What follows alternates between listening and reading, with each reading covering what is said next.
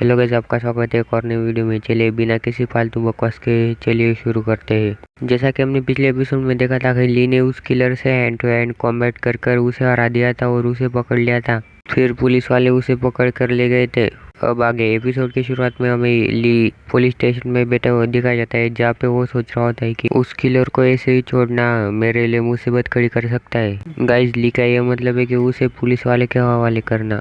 उसके बाद हमें जियांग और Li department of public safety room यानी कि हम कह सकते हैं कि पुलिस स्टेशन में बैठे हुए देखा जाता है, जहाँ पे जियांग कह रही होती है कि ली तुम सचमुच में हो कौन, तुम्हें मेडिकल ट्रीटमेंट की भी जानकारी है और मार्शल आर्ट की भी जानकारी है, और तुम्हारे टेक्निक और स्टाइल को देखकर ऐसा लगता है कि वो बहुत पुराने जमाने में यूज होती थी वैसी है। और तुम्हें उस किलर के बारे में कैसे पता कि वो डिमोनिक सेट का फॉलोअर है, और तुम्हें डिमोनिक सेट के साथ कुछ लेना देना तो नहीं।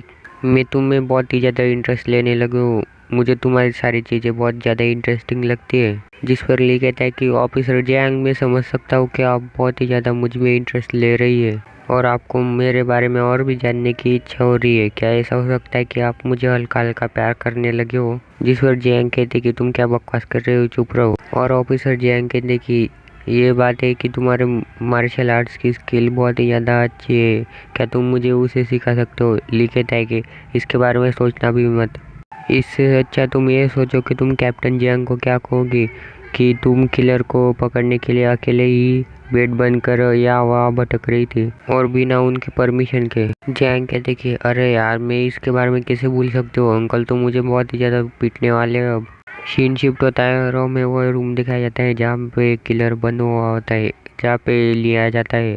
आते ही वो किलर ली से बोलता है कि तुम कौन हो, जल्दी मुझे बताओ।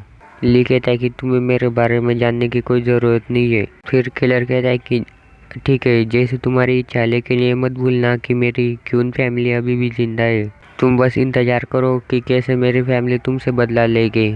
जिस पर ली कहता है कि ये पुलिस वाले हैं कि जिन्होंने तुम्हें पकड़ा है, मैं तो यहाँ पे बस घूमने फिरने के लिए आया हूँ। वाह गाइस, ली ने कितना अच्छा जोक मारा, इससे अच्छा कुछ नहीं सोच सकता वो। उसके बाद लियो अपने मन में सोचने लगता है कि मैंने बस जियांग की मदद करने के लिए किलर को पकड़ना चाहता, लेकिन मुझे क्या पता था कि मैं क्यून फैमिली के किसी बंदे को पकड़ लूंगा जो कि 5 डिमोनिक सेक्ट्स में से है। ये तो बहुत ही ज़्यादा खराब बात हो चुकी है। फिर वो किलर ली से चिल्लाते हुए कहता है कि अगर ये तुम ना होते तो ये पुलिस वाले मुझे हमेशा के लिए पकड़ ही नहीं पाते, और तुम्हारी वजह से तुम्हारे फैमिली मेम्बर्स और तुम्हारे फ्रेंड्स इस मैटर में आ चुके हैं। अब मेरी क्वीन फैमिली उन्हें भी नहीं छोड़ेगी। लेकिन तभी हमें दिखाया जाता है कि लिए अपने हाथ में इमोर्टल क्यूआई जमा कर रहा होता है और फिर उस किलर पर चुपचाप उस इमोर्टल क्यूआई को छोड़ देता है और वहाँ से बाहर निकल जाता है। बाहर हमें दिखाया जाता है कि वो लोग ली का वहाँ पे इंतजार कर रहे होते हैं। ली कहता है कि मैं ठीक हूँ, वो बस एक पागल आदमी है, उसके साथ आप जो चाहे वो कर सकते हो।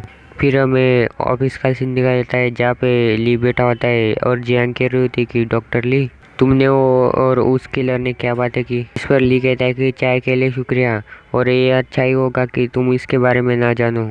लेकिन तभी ली को यान का फ़ोन आ जाता है, जिस पर जियांग कहते कि इतनी रात भर तुम्हें कौन फ़ोन करेगा? अब ली कहता है कि ज़रा से भी आवाज़ मत करना।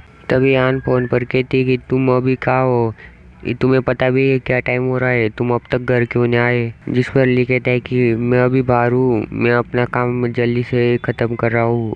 फिर यान कहते कि इतना क्या इम्पोर्टेंट काम हो सकता है और तुम्हारे साथ अब कौन है? जिस पर ली कुछ ना बोल पाता है और चुप रहता है। तभी यान चिल्लाते हुए कहते कि तुम बताओगे नहीं, लेकिन तब भी मुझे पता है कि तुम उस औरत के साथ हो जो कि पुलिस वाली है। तुमने मुझे पिछली बार कहा था कि तुम्हारे और उसके बीच में कुछ नहीं है, लेकिन अब तुम इतनी देर तक बाहर उसके साथ हो। तुम उसके साथ इतनी रात गए क्या कर रहे हो?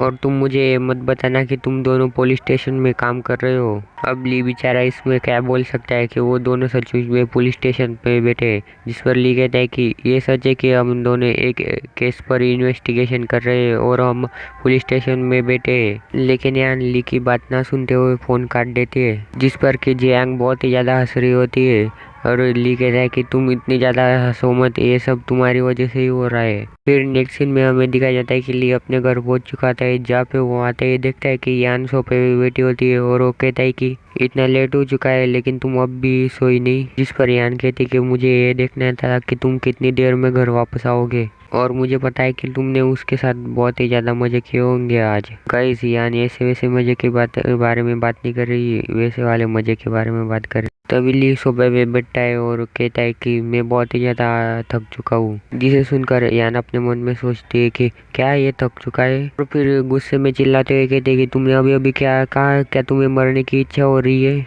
जिस पर ली यान को समझाते हुए कहता है कि तुम्हें बहुत ज़्यादा बड़ी गलतफहमी हुई है, हमारे बीच ऐसा कुछ नहीं है। जिस पर यान ली से पूछते हुए कहते कि तो फिर मुझे ये बताओ, तुम इतनी रात को उसके साथ क्या कर रहे थे, और तुम ऊपर से बहुत ही ज़्यादा थके हुए हो, क्या तुम मुझे इसके बारे में बता सकते हो। जिस पर ली अपने मन में सोचता है कि पुलिस वाले इस डिमोनिक सेट की खबरों को छुपा रहे हैं, इसी वजह से मैं किसी को ये नहीं बता सकता। फिर यान ली को चुप देखकर चिल्लाते हुए कहते कि तुम कुछ बोल क्यों नहीं रहे हो, क्या तुम्हें पछतावा हो रहा है। इस पर ली यान से कहता है कि हम दोनों इतने इम्पोर्टेंट टॉपिक पर काम कर रहे थे कि मैं उसके बारे में तुम्हें अभी नहीं बता सकता। ली की ऐसी बातें सुनकर यान और भी चिढ़ते हुए कहते कि इतना क्या ज़्यादा इम्पोर्टेंट हो सकता है कि तुम मुझे नहीं बता सकते। क्या ऐसा था कि तुम जिम में गए थे या फिर पुशअप कर रहे थे तुम। अरे यार ली को क्या इससे अच्छा बहाना नहीं मिला, या फिर तुम उस औरत के साथ सुहागरात मना रहे थे किसी होटल में। ली क्या तुम हमारी पिछली बातों को भुला नहीं सकते। मुझे पता है कि ये मेरी गलती है कि मैं तुमसे अच्छे से बर्ताव नहीं करती थी, लेकिन मैं अब तुमसे माफ़ी मांगने की पूरी कोशिश कर रही हूँ और तुमसे रिश्ता सुधारने की पूरी कोशिश कर रही हूँ। लेकिन तुम्हें थोड़ी सी स्किल के आगे तुम मुझसे और भी दूर होते जा रहे हो। सच कहते हैं लोग कि सारे मर्द एक जैसे होते हैं, जब भी उन्हें नई लड़की मिलती है वो उनके पीछे चले जाते हैं और उनके पैसों के पीछे पागल हो जाते हैं। इस पर ली यान से कहता है कि तुम मेरा यकीन करो कि मेरा उस औरत के साथ कुछ चक्कर नहीं चल रहा है। मैं सच कह रहा हूँ कि मैं तुम्हारे ऊपर चीटिंग नहीं कर रहा। लेकिन यान ली की बात ना सुनते हुए कहते कि अब तो तुम झूठ भी बोल रहे हो। और फिर वहां से जाते हुए कहते कि आज तो तुम्हें उस सोफे पे ही सोना है।